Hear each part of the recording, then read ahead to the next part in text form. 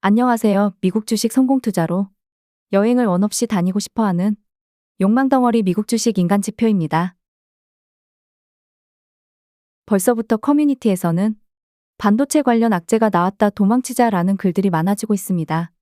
금요일부터 나온 뉴스를 종합해보면 TSMC에서 반도체 장비 도입을 미뤄달라고 했다는 뉴스가 나왔고, 중국에서는 자국 전기차 업체에게 중국산 반도체만 사용하라는 뉴스도 나왔습니다.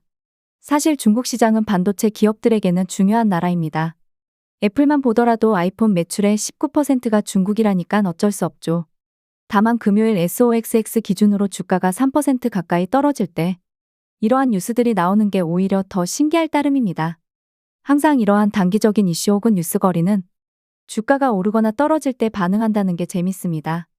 아무튼 저는 이런 뉴스에 크게 신경을 쓰지 않는 편입니다. 필라델피아 반도체 지수의 대장주라고 할 수 있는 엔비디아 차트입니다.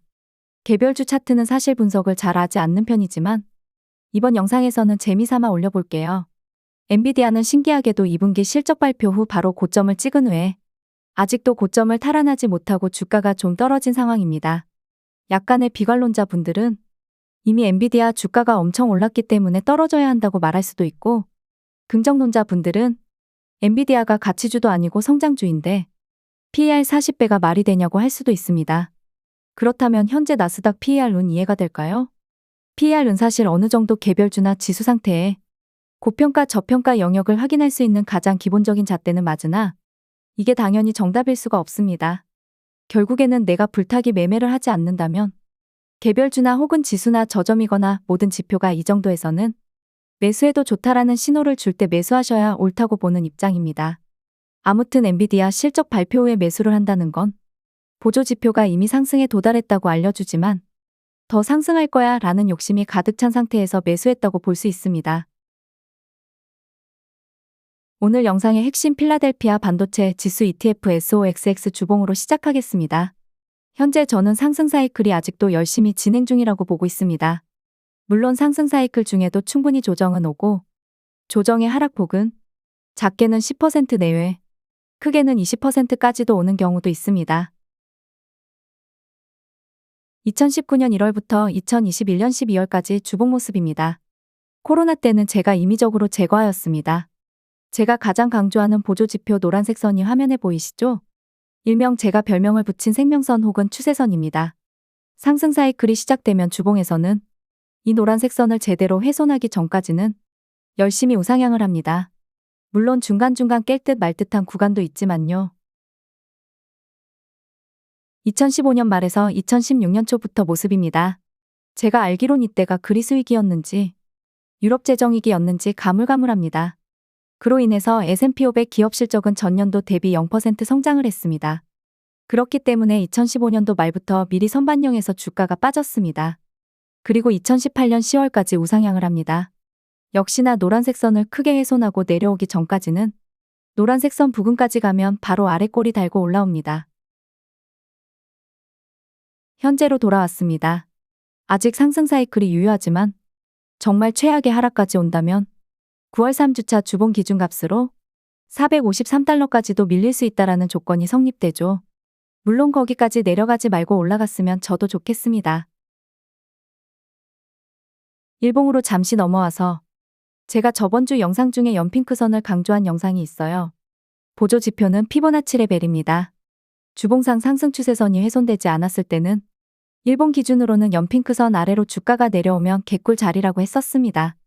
그런데 2018년 5월쯤의 생각외로 좀 더 크게 내려왔습니다.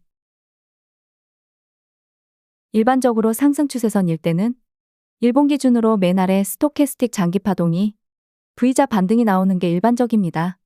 하지만 2018년 5월에는 U자 반등이 나와버렸습니다. 그렇게 됨으로써 저점이 한 번 더 내려오는 경우가 발생을 했죠. 이걸 주봉으로 보면 그렇습니다. 거의 주봉에서는 생명선이라고 제가 표현하는 노란색 선 부근까지도 주가가 떨어졌던 거죠. 물론 그 이후로 몇 개월 안에 금리 인상 사이클로 인한 주가 하락이 나왔습니다. 다시 또 현재로 돌아왔습니다. 만약 현재 주가에서 가장 최악의 경우라면 바로 453달러까지 내려가는 거고, 금요일 종가 기준 마이너스 5%만 떨어지면 됩니다. 한 배수 상품으로 보니 5% 떨어지는 건 솔직히 금방이구나.